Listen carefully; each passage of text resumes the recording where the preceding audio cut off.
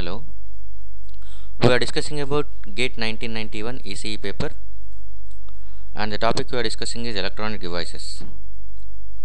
This is fifth 1 mark question, came in GATE 1991. Look at the diagram. The diagram consisting of T1 and T2 transistors, and the configuration is symmetrical about both transistors. If you divide this circuit vertically, at that time T1 and T2 will be having the same configuration with same values, that is identical transistors. Discrete transistors T1 and T2 having maximum collector current rating of 0.75 amperes are connected in parallel as shown.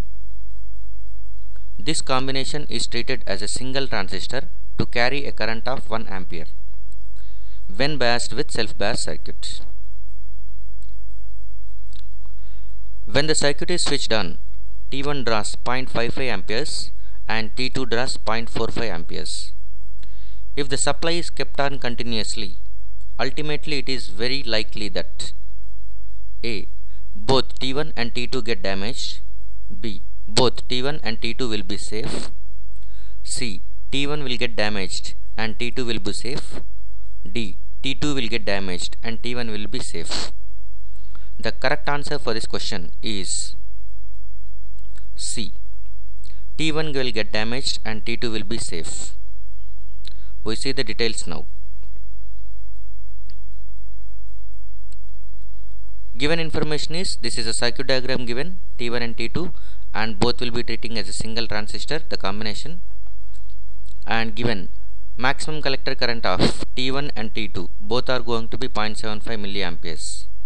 Maximum collector current rating of T1 and T2 is 7 as 0.75 milliamperes, and the combination of T1 and T2 is treated as a single transistor to carry a total current of 1 milliampere.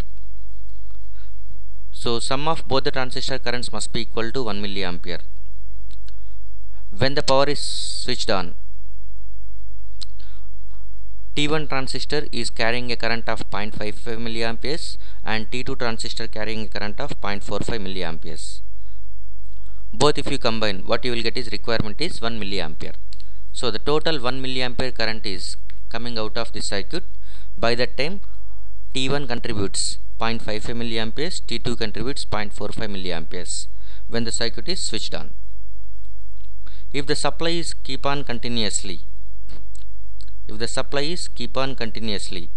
then power dissipation across T1 increases because collector current of T1 is 0.55, that is more than the collector current of T2, which is 0.45.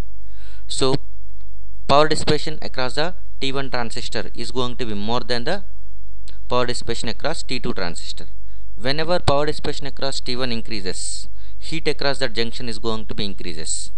Whenever heat increases, T1 gets more heated. By that time, heat is directly proportional to temperature. As temperature increases, IC0, reverse saturation current of T1 increases. As IC0 is going to be increases, collector current increases. Because we know collector current is a function of base current as well as reverse saturation current in case of common emitter.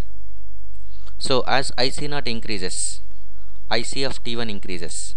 Again IC of T1 increases, power dissipation across T1 increases, and T1 gets more heated, and again IC0 gets increases, which increases IC. So this is a cumulative cycle which makes IC to increase. But since the current supplied by both transistors is equal to 1 milliampere, whenever IC is going to be IC of T1 increases, that force the T2 transistor to reduce the collector current, so that since total current is constant at 1 milliampere, increasing IC of T1 forces IC of T2 to reduce. So IC of T1 keep on increases and IC of T2 keep on reduces to maintain a constant current of 1 milliampere. At one point, the increasing current IC may reach 0.75 milliamperes. By that time, the transistor gets breakdown because the maximum collector current capability of Q1 transistor is 0.75 only. But as IC1 is increasing from 0.55, it definitely reaches 0.75. And whenever it reaches 0.75, the transistor T1 burns out. By that time, the current at the T2 transistor is 0.25 to maintain a constant current of 1 milliampere.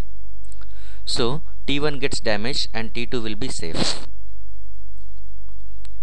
So the correct option for this question is C. T1 will get damaged and T2 will be safe. Thank you.